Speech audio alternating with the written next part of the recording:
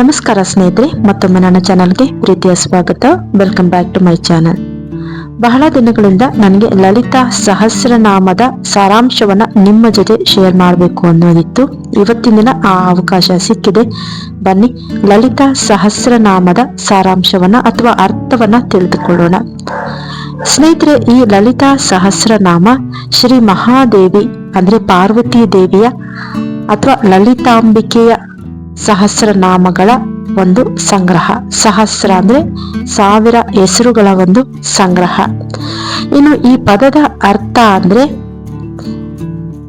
ಲಲಿತಾ ಅಂದ್ರೆ ದೇವಿಯ ಅಥವಾ ದೈವದ ಭಾಗದಿಂದ ಹುಟ್ಟಿದಂತಹ ಹರಡುವಂತಹ ಒಂದು ಶಕ್ತಿಯ ಪ್ರಭೇವ ಅಥವಾ ಪ್ರಕಾಶ ಅಥವಾ ಕೃಪೆ ಹರಡುವಂತಹ ಒಂದು ಹೆಸರುಗಳು.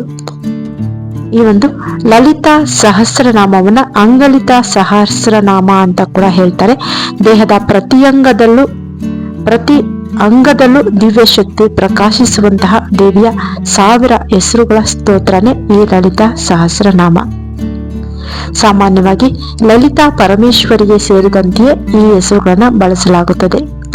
ಇನ್ನು ಈ ಲಲಿತಾ ಸಹಸ್ರನಾಮ ಪಠನ ಮಾಡುವುದರಿಂದ ಏನು ಅನುಕೂಲ ಅಥವಾ ಮಹತ್ವ ಅಂದ್ರೆ ಮನಸ್ಸಿಗೆ ಶಾಂತಿ ಸಿಗುತ್ತೆ, ಕಷ್ಟಗಳು ನಿವಾರಣೆ ಆಗುತ್ತೆ, ಮನೋಬಲ ಜ್ಞಾನ ಹೆಚ್ಚಾಗುತ್ತೆ, ಹಾಗೇನೆ ಅಶಕ್ತಿ ದೇವಿಯ ಕೃಪೆ ಕೂಡ ಪಡಿತೀವಿ. ಬನ್ನಿ ಅರ್ಥವನ್ನ ತಿಳಿದುಕೊಳ್ಳೋಣ. ಲಲಿತಾ ಸಹಸ್ರನಾಮ ಸಂಪೂರ್ಣ ಅಥವಾ ಸಂಕ್ಷಿಪ್ತ ಸಾರಾಂಶ. ಲಲಿತಾ ಪರಮೇಶ್ವರಿಯ 1000 ನಾಮಗಳ ಒಂದು ಸಂಗ್ರಹ ಇದು. ಆಕೆಯ ರೂಪ, ಸ್ವಭಾವ, ಶಕ್ತಿ, ಕಾರ್ಯ, ಕೃಪೆ, ಬ್ರಹ್ಮಾಂಡ ನಡೆಸುವಂತಹ ಸಾಮರ್ಥ್ಯ ಇವುಗಳನ್ನ ವಿವರಿಸುತ್ತೆ ಲಲಿತಾ ಸಹಸ್ರನಾಮ. ಇನ್ನು ಲಲಿತಾ ದೇವಿಯ ಚಿನ್ನದಂತೆ ಕಾಂತಿಯುಳ್ಳವಳು, ಅವಳ ಮುಖ ಚಂದ್ರನಂತೆ ಶಾಂತ, 40 ಕೈಗಳಲ್ಲೂ ಅಸ್ತ್ರ ಆಭರಣಗಳು ಇರ್ತವೆ. ಸಿಂಹಾಸನದಲ್ಲಿ ಕುಳಿತು ಬ್ರಹ್ಮ, ವಿಷ್ಣು, ರುದ್ರ, ಈಶ್ವರರನ್ನ ತನ್ನ ಸೇವಕರನ್ನಾಗಿಸಿಕೊಂಡಿದ್ದಾಳೆ. ಶೋಭೆ, ಕರುಣೆ, ಸೌಂದರ್ಯ, ಗಾಂಭೀರ್ಯಗಳ ಪರಿಪೂರ್ಣ ಮೂರ್ತಿ ಈಕೆ. ಇನ್ನು ತಾಯಿಯನ್ನ ಪರಬ್ರಹ್ಮ ಸ್ವರೂಪ ಅಂತ ಹೇಳ್ತಾರೆ. ಅಂದ್ರೆ ಸೃಷ್ಟಿ, ಸ್ಥಿತಿ, ಲಯದ ಮೂಲ ಅಂತ ಅರ್ಥ. ಎಲ್ಲ ದೇವತೆಗಳಿಗೂ ಮೂಲ ಶಕ್ತಿ ಈಕೆ. ಅವಳು ನಿರಾಕಾರ ಮತ್ತು ಸ್ವರೂಪ ಎರಡೂ ರೂಪಗಳಲ್ಲಿ ಇರ್ತಾಳೆ. ಶಿವನಿಲ್ಲದೆ ಶಕ್ತಿ ಇಲ್ಲ, ಶಕ್ತಿ ಇಲ್ಲದೆ ಶಿವನಿಲ್ಲ ಎಂಬ ತತ್ವವನ್ನು ಕೂಡ ಸಾರುತ್ತದೆ. ಪಂಚಭೂತಗಳಾದಂತಹ ಭೂಮಿ, ನೀರು, ಅಗ್ನಿ, ಗಾಳಿ, ಆಕಾಶ ಇವೆಲ್ಲವೂ ಕೂಡ ಮೂಲ. ಇನ್ನು ಚೇತನಗಳ ಮೂಲ ಶಕ್ತಿ ಈಕೆ. ಬ್ರಹ್ಮಾಂಡ ಚಲಿಸುತ್ತಿರುವುದು ಎಲ್ಲ ಇವಳ ಇಚ್ಛೆಯಿಂದ ಎನ್ನುವಂಥದ್ದು. ಪರಬ್ರಹ್ಮ ಸ್ವರೂಪಿಣಿ. ಇನ್ನು ಕಾಳಿ ತ್ರಿಪುರ ಸುಂದರಿಯ ತತ್ವ ಕೂಡ ಈಕೆ. ಲಲಿತಾ ತ್ರಿಪುರ ಸುಂದರಿ 3 ಲೋಕಗಳನ್ನು ಸಂರಕ್ಷಿಸುವ 3 ಲೋಕಗಳನ್ನು ಸಂರಕ್ಷಿಸುವ ಸುಂದರ ಪರಾಶಕ್ತಿ. ಅವಳು ಕಾಳಿ, ಭುವನೇಶ್ವರಿ, ತಾರ, ಷೋಡಶಿ ಎಲ್ಲ ರೂಪಗಳಲ್ಲೂ ವ್ಯಕ್ತವಾಗುತ್ತಾಳೆ. ಅಷ್ಟೇ ಅಲ್ಲ, ಈಕೆ ಗುಣ, ಸ್ವಭಾವ, ಅನುಕಂಪೆಯ ಸಾಗರ, ಭಯವನ್ನ ಹೋಗಲಾಡಿಸುವ ಭಯಂಕರಿ, ಶತ್ರುಗಳನ್ನ ನಾಶ ಮಾಡುವ ಧರ್ಮದರ್ಶಿನಿ, ಹಾಗೆಯೇ ಭಕ್ತನಿಗಾಗಿ ಯೋಗಕ್ಷೇಮವನ್ನ ವಹಿಸುವ ಯೋಗಕ್ಷೇಮದಾಯಿನಿ. ಸದಾ ನಗುವ ಮುಖ, ಪ್ರೀತಿಯೇ ಅವಳ ವೈಶಿಷ್ಟ್ಯ. ಮನಸ್ಸಿನ ಅಹಂಕಾರ, ಕಾಮ, ಕ್ರೋಧ, ಲೋಭ, ಮೋಹ, ಮದ, ಮತ್ಸರಗಳನ್ನು ನಿವಾರಿಸುವವಳು. ಜ್ಞಾನವನ್ನು ನೀಡುವ ಜ್ಞಾನ ಪ್ರದಾಯಿನಿ ಈಕೆ. ಆತ್ಮ ಸಾಕ್ಷಾತ್ಕಾರವನ್ನು ಕೊಡುವ ಚಿದಾನಂದ ರೂಪಿಣಿ ಈಕೆ.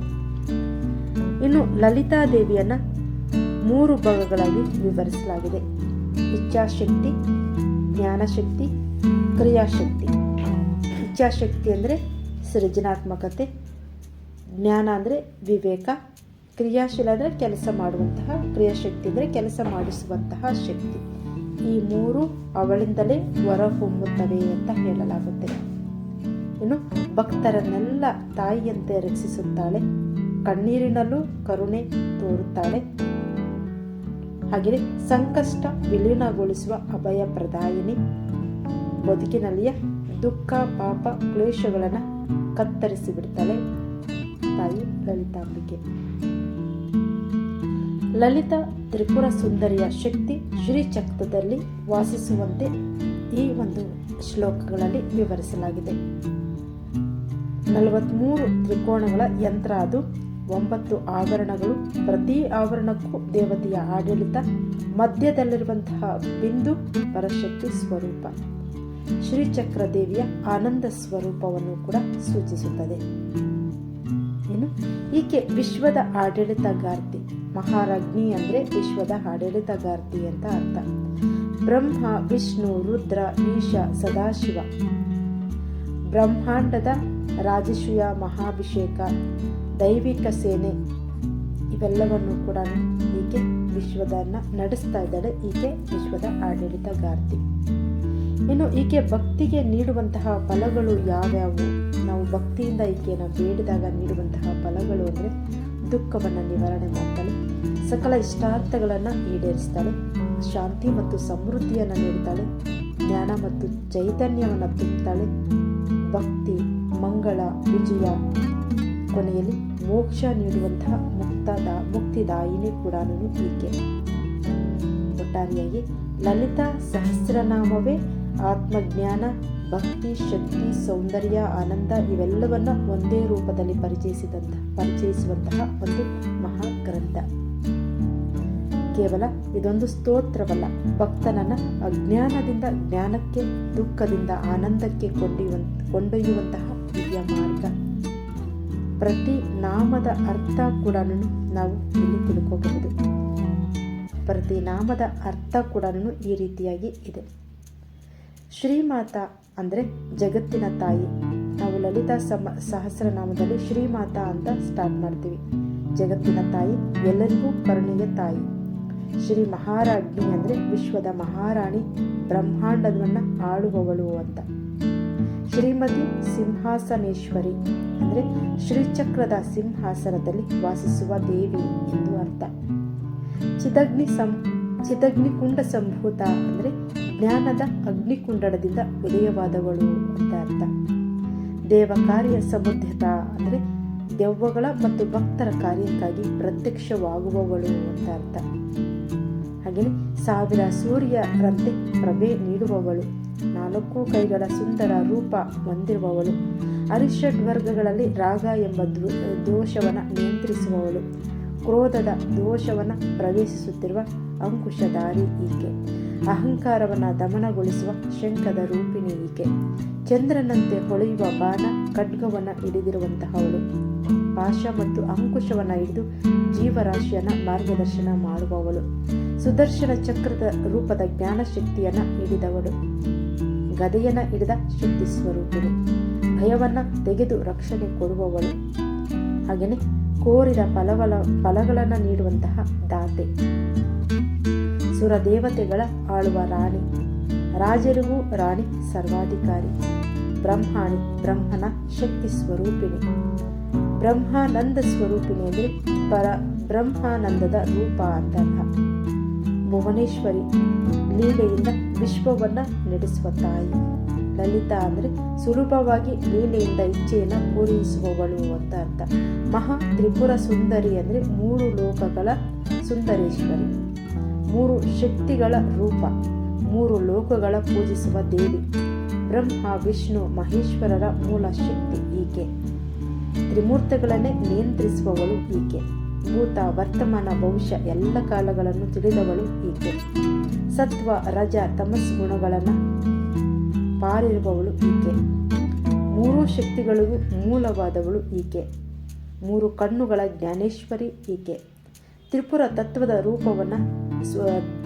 ತತ್ವದ ಸ್ವರೂಪವನ್ನು 3 ದೇಹಗಳಿಗೂ ಮೂಲ ಈಕೆ. 3 ಶರೀರಗಳ ಏಕೇಶ್ವರಿ. ಹಾಗೆ ಬ್ರಹ್ಮಾಂಡವಿರುವ ಮೂಲ ಕಾರಣ, 3 ಮುಖಗಳ ಜ್ಞಾನ ಸ್ವರೂಪಿಣಿ, 3 ರೂಪಗಳಲ್ಲಿ ವ್ಯಕ್ತವಾಗುವಂತಹ ಶಕ್ತಿ, 3 ಲೋಕಗಳ ಆಡಳಿತಗಾರ್ತಿ ಈಕೆ. 3 ಲೋಕಗಳಲ್ಲಿಯೂ ಅತಿ ಸುಂದರಿ ಈಕೆ. ಮೂರು ವಿಧದ ಫಲಗಳನ್ನು ನೀಡುವವಳು. ಅಂದರೆ ಮೂರು ವಿಧದ ಫಲಗಳು ಅಂದರೆ ಧರ್ಮ, ಅರ್ಥ, ಕಾಮ. ಹಾಗೆ ಧರ್ಮ, ಅರ್ಥ, ಕಾಮವನ್ನು ಅನುಗ್ರಹಿಸುವವಳು ಈಕೆ. ಶ್ರೀಚಕ್ರದ ತ್ರಿಭುಜ ಸ್ವರೂಪಿಣಿ ಈಕೆ. ಮೂರು ಲೋಕಗಳಲ್ಲಿ ಇರುವಂತಹ ದಿವ್ಯ ಶಕ್ತಿ. ತ್ರಿಶೂಲವನ್ನು ಹಿಡಿದ ಶಕ್ತಿ ಸ್ವರೂಪಿಣಿ ಈಕೆ. ಹಾಗೆ ತ್ರಿಮೂರ್ತಿಗಳಲ್ಲಿ ಅವಳು ಶಕ್ತಿಯಾಗಿ ನಿಲ್ಲಿಸಿರುವಂತಹವಳು. ಮೂರು ದೇವತೆಗಳ ತಾಯಿ. ಮೂರು ಮಂದಿರಗಳಲ್ಲಿ ವಾಸಿಸುವವಳು. ಅಂದರೆ ದೇಹ, ಮನಸ್ಸು, ಚೈತನ್ಯಗಳಲ್ಲಿ. ಇನ್ನು ತ್ರಿವಿದ್ಯೆ, ವೈದಿಕ ಜ್ಞಾನವನ್ನು ನೀಡುವಂತಹವಳು. ಹಾಗೆಯೇ ತ್ರಿಕೂಟ ಶಕ್ತಿಯ ಅಧಿಪತಿ ಇವಳೆ. ತ್ರಿಪುರ ತತ್ವವನ್ನು ಅಲಂಕರಿಸಿದ ಸುಂದರೇಶ್ವರಿ ಕೂಡ ಈಕೆ.